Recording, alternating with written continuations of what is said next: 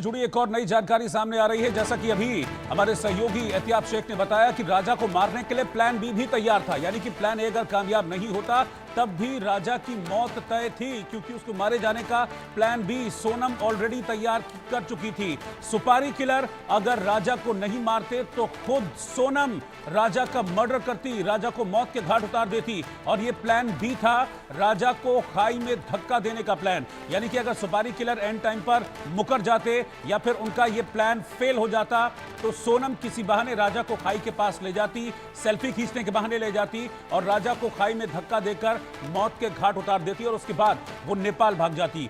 ये plan B था और ये प्लान बी भी पुलिस की पूछताछ में इस वक्त सामने आ गया है। तो आप देखिए कि कितनी तगड़ी, कितनी जबरदस्त प्लानिंग की थी और ये मंशा थी कि किसी भी सूरत में राजा रघुवंशी शिलांग से जिंदा वापस नहीं आना चाहिए।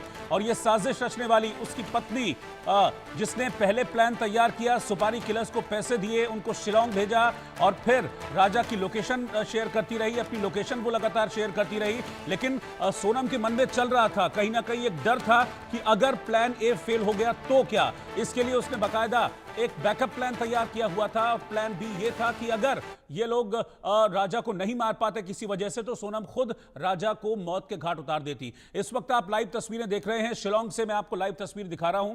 ये कोर्ट के आसपास का एरिया है। दरअसल सदर थाने में शिलांग के सोनम और सभी 5 आरोपियों को रखा गया है और इन्हें अब से कुछ देर में शिलांग की कोर्ट में पेश किया जाएगा। तो वहां इस वक्त जबरदस्त हलचल इस वक्त मची हुई है, क्योंकि इस हत्याकांड ने पूरे देश को हिलाकर रख दिया है।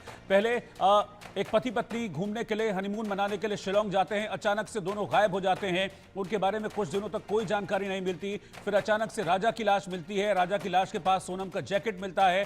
तो ये आशंका सामने आती है कि कहीं ऐसा तो नहीं कि सोनम के साथ भी कुछ गलत किया हो। फिर एक थ्योरी ये सामने आ रही थी कि जिस जगह पर राजा की डेड बॉडी मिली थी वहां से बांग्लादेश का बॉर्डर 20-25 किलोमीटर के आसपास है, वहां से भी कई बार देखा जाता है कि लोग चोरी छुपे आ जाते हैं। तो एक आशंका ये भी थी कि क्या कहीं ऐसा तो नहीं कि बांग्लादेश के उन बदमाशों ने सोनम को अगवा कर लिया और अपने साथ बांग्लादेश ले गए। लेकिन जब इस हत्याकांड पर से पर्दा उठा तो सबकी आंखें फटी की फटी रह गई। इस बीच एक और ब्रेकिंग न्यूज सामने आ रही है और बड़ी खबर यह है कि राजा रघुवंशी के मर्डर मामले में अब हवाला का कनेक्शन भी सामने आ रहा है। राज के फोन में हवाला के इस्तेमाल नोट के फोटो मिले हैं। सोनम के अकाउंट का इस्तेमाल हवाला कारोबार में किया गया था, ऐसी जानकारी अब सामने आ रही है। राज ने पीथमपुर के हवाला कारोबारी से 50,000 रुपए लिए। राजा के हत्या से पहले ये 50,000 रुपए लेकर उसने अपने दोस्तों में, यानी कि जो सुपारी किलर्स थे उनके बीच बांटे थे। तो जो 50,000 रुपए इन सुपारी किलर्स को दिए गए थे वो हवाला के जरिए राज तक पहुंचे थे और फिर राज ने अपने दोस्तों को, जिसमें आनंद है, विशाल है और विकी है, इनके नाम सामने आ रहे हैं, इन्हें 50,000 रुपए दिए और कहा कि तुम्हें राजा रघुवंशी का मर्डर करना है, तुम्हें राजा रघुवंशी को मौत के घाट उतारना है। क्योंकि इनके मोबाइल फोन भी अब पुलिस की जब्ती में है, पुलिस ने राज का फोन भी जब्त किया है और राज कुशवाहा का। तो ऐसे में राज कुशवाहा के फोन से हवाला के नोटों की तस्वीरें सामने आई और पता चला कि हवाला कारोबारी के संपर्क में था। एक और ब्रेकिंग न्यूज, एक और बड़ा खुलासा यह है कि पहले सोनम ने सेल्फी प्लान बनाया था। यह खबर सूत्रों के हवाले से मिल रही है कि सेल्फी के बहाने पहाड़ से धक्का देने का सोनम का प्लान था। सोनम राजा को धक्का देकर मारना चाहती थी ताकि ये पूरी तरीके से एक हादसा लगे, इसमें मर्डर जैसा कोई भी एंगल सामने ना आए। ये कोशिश थी हत्या को हादसा दिखाने की, लेकिन सेल्फी प्लान फेल हो गया, जिसके बाद दूसरा प्लान बना और फिर राजा को इस प्लान के जरिए मौत के घाट उतार दिया गया। तो ब्रेकिंग न्यूज आप देखिए कि कितनी जबरदस्त तैयारी की थी। एक तरफ राजा इस उम्मीद में था कि वो शिलांग जाकर अपनी नई जिंदगी की शुरुआत करेगा, लेकिन वहां सोनम ने पहले से ही राजा की मौत का सामान जुटाया हुआ था। राजा को मारने के लिए सुपारी किलर्स को ऑलरेडी शिलांग भेजा हुआ था, जिन्होंने राजा का मर्डर किया, बड़ी बेरहमी से राजा को मौत के घाट उतारा। और फिर सोनम नेपाल भागने की फिराक में थी, लेकिन उसकी सारी की सारी होशियारी और सारी की सारी प्लानिंग धरी की धरी रह गई। तो इंदौर के राजा रघुवंशी मर्डर केस में जैसे जैसे जांच आगे बढ़ रही है, वैसे वैसे इस मामले में नए नए खुलासे हो रहे हैं और ऐसे खुलासे जो बेहद सनसनीखेज हैं। शादी के 3 दिन बाद से ही सोनम राजा के खून की प्यासी हो गई थी। सोनम राजा के दिल की रानी थी, लेकिन राजा की ये रानी किसी और की दीवानी थी। दीवानगी ऐसी थी कि वो जल्द से जल्द विधवा बनकर अपने प्रेमी से शादी कर सके। इसके लिए उसे अपने सुहाग को रास्ते से हटाना था। इस साजिश को कैसे सोनम ने अंजाम दिया, मंगलसूत्र पहनाने वाले की सोनम ने कैसे बलि ले ली, मर्डर कर दिया। ये रिपोर्ट देखिए आप।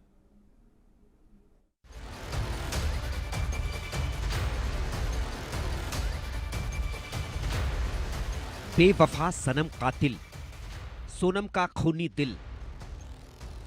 राजा को नहीं थी भनक, सोनम की खौफनाक सनक। जिसने भरी मांग, उसकी ले ली जान, मंगलसूत्र की बलि। राजा को अपनी रानी यानी सोनम पर पूरा भरोसा था और इसी भरोसे का फायदा उठाकर सोनम ने ऐसी सनसनीखेज प्लानिंग की जिसके बारे में कोई सोच भी नहीं सकता था। इस कहानी की शुरुआत जितनी सनसनीखेज थी, क्लाइमेक्स उससे भी ज्यादा हैरतअंगेज है। दरअसल सोनम वो पत्नी है जिसने अपनी शादी के ठीक 12 दिन बाद अपने पति राजा रघुवंशी की सुपारी देकर हत्या करवा दी। सोनम वो बीवी है जिसने हनीमून पर जाने से पहले ही अपने सुहाग को उजाड़ने की साजिश रची और हनीमून मनाने के 48 घंटे के अंदर अंदर अपने पति राजा रघुवंशी को हमेशा हमेशा के लिए रास्ते से हटा दिया। जिस इंसान ने उसे धूमधाम से अपना जीवन साथी बनाया, जिसने उसकी मांग को भरा, जिसने साथ जीने मरने की कस्में खाई, उसे मारने के लिए पत्नी सोनम ने खौफनाक साजिश रची। और ये सब उस शख्स के लिए सोनम ने किया जो उसका नौकर था, राज कुशवाहा, जिससे सोनम प्यार करती थी। ये वही राज कुशवाहा जिसके साथ मिलकर उसने अपने पति राजा रघुवंशी के कत्ल की सुपारी दी। 11 मई को सोनम और राजा की शादी हो रही थी और उधर साथ साथ राजा को रास्ते से हटाने की साजिश को अंजाम दिया जा रहा था। राज कुशवाहा की दोस्ती विशाल चौहान, आकाश राजपूत और आनंद से थी। उसने इन तीनों को सोनम के साथ मिलकर राजा को रास्ते से हटाने की सुपारी दे दी। प्लान ये था कि शादी के बाद राजा को किसी ऐसी जगह पर ले जाए जहां उसकी मौत सिर्फ हादसा नजर आए। इस प्लान के तहत ही खुद सोनम ने हनीमून मनाने के लिए मेघालय को चुना। राजा मेघालय नहीं जाना चाहता था, लेकिन सोनम ने 18 मई को अचानक राजा को बताया कि उसने हनीमून के लिए मेघालय की 2 टिकटें बुक कर रखी हैं।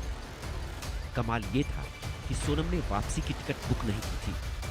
मेरी मांग यही है कि उनने इतना बड़ा अंजाम दिया, मिलके चारों पांचों ने मेरे बच्चे को इंसाफ चाहिए और उनको फांसी दी जाए, कड़ी से कड़ी सजा दी जाए और अभी भी पूछताछ जारी रखी जाए और भी उनके पीछे कोई होए तो वो सामने आए।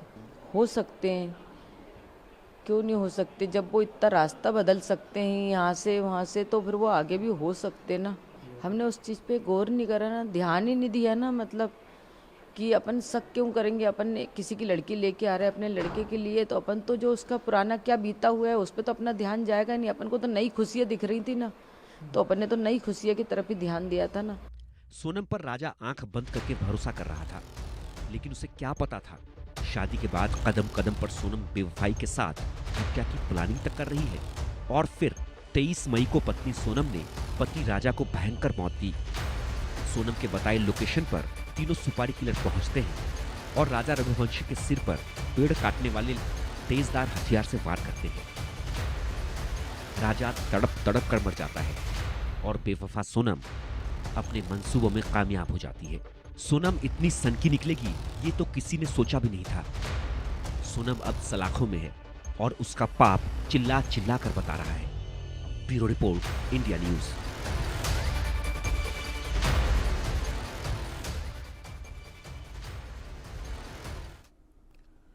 इंदौर के राजा रघुवंशी की हत्या की साजिश में उनकी पत्नी सोनम का नाम सामने आने के बाद राजा की मां भी काफी आक्रोशित हैं। उन्होंने कहा कि सोनम को फांसी की सजा मिलनी चाहिए, इससे कम उन्हें अब कुछ भी मंजूर नहीं है। सोनम रघुवंशी के खिलाफ अब लगातार सख्त सजा की मांग की जा रही है, क्योंकि जो साजिश हुई है उसमें मास्टरमाइंड है, उसमें सोनम का नाम आया है। और हमारे साथ में है राजा रघुवंशी जी की माता जी, उनका पूरा इस मामले को लेकर क्या कहना है। आंटी, आपसे भी जानेंगे कि सोनम का व्यवहार कैसा रहा था और अभी जो पूरा घटनाक्रम हुआ है, आप क्या कहेंगी? सोनम का व्यवहार अच्छा था। मतलब ऐसा कभी एहसास नहीं हुआ कि सोनम ऐसा कुछ कर सकती मेरे बच्चे के साथ, कि हमारे साथ इतनी बड़ी सजा दे के जाएगी। और अगर सोनम को ऐसा करना था तो शादी नहीं करना था।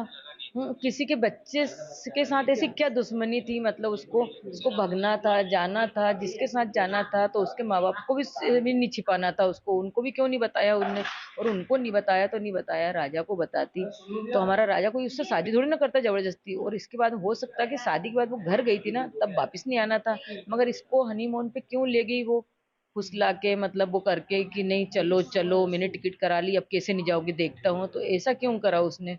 तो उसकी कोई साजिश थी क्या, और अगर उसकी साजिश थी तो अगर उसका हाथ निकलता है उसमें तो उसको कड़ी से कड़ी सजा मिले, उसको फांसी मिले। जी, हमने देखा था आंटी, आपने भी बताया था वीडियो जो आया उसमें आप बात कर रही हैं उपवास वगैरह को लेकर, तो आपको कहीं कुछ शंका वगैरह हुआ था कहीं उस समय बातचीत वगैरह से भी? नहीं, कोई शंका नहीं हुई थी मेरे को बातचीत से भी। मैंने उपास था ना तो मैंने फोन लगाया था कि ये ना तुमने कुछ खाया नहीं खाया, वहाँ उपास का कुछ फरियाद अरियाद मिलता नहीं मिलता। तो उन्होंने बोला नहीं मम्मी यहाँ तो कहाँ जंगल में कुछ मिलेगा, एक जगह कॉफ़ी मिली थी तो बहुत गंदी कॉफ़ी थी, मैंने फेंक दी, ये तो मेरे से बोल रहे कुछ न कुछ खा लो, कितनी बार बोल दिया, मगर मैंने बोला नहीं, तुम्हारे ये घूमने के चक्कर में मेरा व्रत थोड़ी खराब करूंगी, उन्होंने ये बोला था। जी, अब ये पूरे मामले का खुलासा हुआ है, आप क्या कहेंगी, क्या मांग करती हैं आप? अब तो सरकार से सबसे एक ही मांग है ना कि सोनम कातिल निकलती है, उसके पीछे जितने भी साजिश है, मतलब अभी कितने मिले ये तो मेरे को नहीं पता, और आगे और भी कितने हैं, मतलब कितने की उनकी गैंग है कुछ, तो मतलब सबको सजा कड़ी से कड़ी मिले, हो सके तो सबको फांसी मिल जाए। तो ये थी राजा रघुवंशी की माताजी, उनका यही कहना है कि इस पूरा घटनाक्रम में सोनम सहित जितने भी दोषी हैं उनके खिलाफ सख्त सजा होनी चाहिए। यहाँ तक कि उन्होंने ये भी मांग की है कि सभी दोषियों को फांसी की सजा देनी चाहिए। वीडियो जर्नलिस्ट वीरेंद्र रायकवार के साथ नाज पटेल, इंडिया न्यूज, इंदौर। दरअसल शादी से पहले परिवार ने राजा रघुवंशी और सोनम की कुंडली भी मिलवाई थी। तो परिवार ने अब पंडित अजय दुबे से फिर संपर्क किया और उन्होंने क्या कहा वो भी आप देखिए। इंदौर के राजा रघुवंशी केस में पुलिस अपने स्तर पर, परिजन अपने स्तर पर हर संभव कोशिश कर रहे थे सबसे पहले कि दोनों का कुछ कहीं सुराग मिल जाए कि दोनों कैसे हैं क्या है। लेकिन बाद में जब राजा रघुवंशी की हत्या की बात आई तो सब लोग चौंक गए। इसमें एक एंगल जो ज्योतिष का था वो भी था, क्योंकि परिजन हैं, हर किसी का अपना यकीन होता है, हर कोई अपने फेथ पर, अपने यकीन पर रखता है कि कहीं से एक उम्मीद की किरण उन्हें नजर आती है। तो राजा रघुवंशी के परिजनों को भी उनके जो ज्योतिष है, पारिवारिक जो पंडित जी हैं उनके ऊपर भरोसा था, क्योंकि जो भी शुभ काम, जो भी कार्य होता था पंडित जी से पूछ कर किया जाता था। हमारे साथ में अजय दुबे जी हैं जिन्होंने ये बात कही थी पूरा घटनाक्रम को लेकर कि राजा रघुवंशी को लेकर कि उसके क्या हालात है, या सोनम को लेकर। तो हम इनसे चर्चा करेंगे कि इनका क्या कहना था इस पूरा घटनाक्रम को लेकर। अजय जी, जिस तरह से ये पूरा मामला हुआ था, परिजन ने आपसे मुलाकात की थी, क्या चर्चा की थी? देखिए, इन्होंने, मैं जब आया था तो इन्होंने कहा था कि अपने को इसके लिए शांति पाठ करवाना है, तो मैंने कहा ठीक है हो जाएगा। फिर उन्होंने दूसरे दिन मेरे से प्रश्न किया 7 बजे के समथिंग, बोले पंडित जी मैं तो इनको जानता भी नहीं पूर्ण तरह से, तो इन्होंने बोला पंडित जी मेरे को कुंडली है, आप देख लीजिए, ये नाम है और हमारे बच्चे का क्या हुआ है, बॉडी तो आ गई है ये तो हमको मालूम है, लेकिन सोनम का क्या हुआ इन्होंने जानना चाहा था। तो फिर इनको मैंने देख के दूसरे दिन बताया कि सोनम अभी जीवित है, सुरक्षित है, और अभी उसका ऐसा कुछ जो आप सोच रहे हो वैसा नहीं हुआ है, और वो आएगी 1-2 दिन में, इसका पता चल जाएगा। तो उसका योग से आज ही पता चल गया, मैंने 3 दिन का टाइम दिया था, तो आज ही उनका पता चल गया और आज वो यहाँ पर आ चुके हैं और पुलिस की कस्टडी में है। अब हम ये चाहते हैं कि न्याय मिले इस परिवार को। साथ ही अजय जी, आपने कुंडली मिलान भी आपने ही की थी? नहीं, वो और इन्होंने किसी से लड़की करवाई? वाले की तरफ से हुआ था। जी। इन्होंने खुशी-खुशी में देखा कि जब इन्होंने मिलवा ली तो फिर सब कुछ ठीक है। उन्होंने अपने से पूछना उचित नहीं समझा। जी। ठीक है ना? तो जब आपने देखा, आपने बोला कि सोनम आ जाएगी, तो कहीं ऐसा कुछ अंदेशा भी था इस पूरे घटनाक्रम को लेकर? कहीं कुछ ऐसे ग्रह दशा या ऐसा कुछ था कि सोनम इस मामले में हो सकती है? देखो, इसमें राहु का सबसे बड़ा खेल। राहु जो होता है वो आदमी को भटकाता है। तो राहु इनके 12वें घर में है। तो इन्होंने ये सब क्रिया उसके कारण हुई है और इनका जो दिमाग है वो डिस्टर्ब हुआ है। साथ ही एक बात और जानना चाहेंगे पंडित जी की, एक तो सामान्य कुंडली होती है जिसमें गुण वगैरह होते हैं, एक मांगलिक होती है, तो किस तरह का था दोनों का? आपने देखा होगा बाद में कुंडली तो। नहीं, अभी इनका कुंडली भेजी है इन्होंने मेरे पास, लेकिन मैंने देख नहीं पाया। मैंने सिर्फ कृष्ण कुंडली देखी थी इनकी, जो लग्न कुंडली होती है वो देखा था। आगे उसमें और जो निकला वो उसमें मैंने बता दिया। आगे और कुछ कहेंगे आप इस बारे में, आपके ज्योतिष के हिसाब से, या और कुछ बताना चाहेंगे आप? देखिए आगे तो यही है कि जो जैसा कर्म करता है उसको वैसा ही सजा मिलता है ना। तो इनको सजा भी मिलेगी, जितने लोग भी हैं उसमें। मेरे हिसाब से इसमें पहले 8 निकल रहे थे, फिर कल सर्च किया तो उसमें कुछ ज़्यादा संख्या नज़र आ रही है, ज़्यादा भी हो सकते हैं। उसमें एक तो सोनम है और एक और महिला उसमें आपको अंदेशा है? जी, अच्छा। एक और महिला अभी है।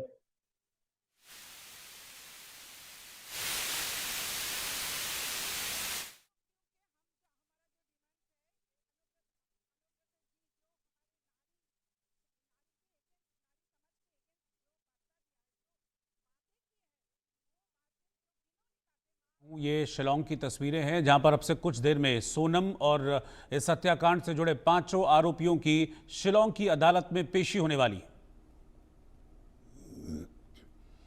इस बीच में आपको बता दूं, आपने सुना भी राजा रघुवंशी की मां को, उन्हें विश्वास ही नहीं हुआ कि सोनम इसके पीछे हो सकती है, लेकिन उनका कहना है कि अब क्योंकि सोनम का नाम सामने आ रहा है और जांच में अगर सोनम दोषी पाई जाती है तो उसे सख्त से सख्त सजा मिलनी चाहिए। उन्होंने कहा कि सभी आरोपी जिन्होंने उनके बेटे की जान ली है उन्हें फांसी से कम कुछ भी मंजूर नहीं है। तो एक मां अपने बेटे के हत्यारों के लिए मौत की सजा मांग रही है। हालांकि मैं आपको बता दूं कि ये सभी आरोपी इस वक्त पुलिस की कस्टडी में हैं, इनको गिरफ्तार किया जा चुका है और मेघालय पुलिस इन्हें अपने साथ शिलांग लेकर गई है, जहां अब से कुछ देर में सोनम समेत इन 5 आरोपियों की अब से कुछ देर में शिलांग की अदालत में पेशी होने वाली है। और उसके बाद शिलांग पुलिस अपनी जांच के दायरे को और बढ़ाएगी और इस मामले में और ज्यादा सबूत इकट्ठा करने के लिए क्राइम सीन को भी रिक्रिएट किया जाएगा, जहां पर क्राइम सीन पर इन सभी आरोपियों को लेकर जाएगी मेघालय की पुलिस। और फिर क्राइम सीन उस दिन क्या हुआ था, यानी कि 23 मई को जिस दिन राजा का मर्डर हुआ, उस दिन क्या हुआ, किस तरीके से मर्डर किया, ये सारी चीजें, ये सारे एविडेंसेस इस सीन रिक्रिएशन के जरिए जुटाने की कोशिश करेगी मेघालय की पुलिस। राजा के पिता ने इस पर क्या कहा है वो देखिए आप। कोई नहीं, रोज ही नहीं। अरे कोई, हमने भी 60 साल की उम्र निकाल ली, ऐसे बेन मान लेते हैं, हर किसी को बेन बना लेते हैं। मैं आपके घर से क्या आप मेरे रिश्तेदार हो गए क्या? मांगने इन्होंने बहुत मेघालय को बदनाम करा है, वो बदनाम करा है, जबकि वो तो नहीं अंडरग्राउंड काम कर रहे थे। मेघालय की पुलिस लेके इंदौर, मेघालय की पुलिस लेके इंदौर आई है। और ये इंदौर आई ना, ये पहले इंदौर आ चुकी, 2 दिन यहाँ रह चुकी है, इसकी लड़ाती रही किराए के मकान में। रातों रात वो क्या दिन में सफर नहीं करती, रात में सफर करती थी ये, कि दिन में कोई पहचान लगा। आपके भरोसे मेघालय पुलिस ने सही काम किया? बहुत अच्छा काम किया। मैं तो मेघालय का जो बदनाम करा था, माफी चाहता हूँ मैं, बहुत अच्छे। आप माफी मांग रहे हैं? हाँ, क्यों? बदनाम वो लड़का कर रहे ना। आप मैं तो, मुझे तो मेरा बच्चा भले लाश है मगर ढूंढ से निकाला। वो तो आज भी कह रहे हैं मेघालय, वो एक ही स्टूडेंट की है, सीबीआई चाहिए, सीबीआई चाहिए। क्या करें सीबीआई के? मेरा बच्चा तो मरा वाला दिया, तेरी छोरी आज जिंदा है, वो तो इसके भी वो केस बंद हो जाएगा, फिर वो शादी करेगी उससे ही। आप क्या मांग करते हैं कि इस चीज़ इनको तो का पिता है, इनको तो फांसी की सजा, पहले तो पूरी इंक्वायरी अभी होगी, इसमें और भी पकड़ाएंगे और भी।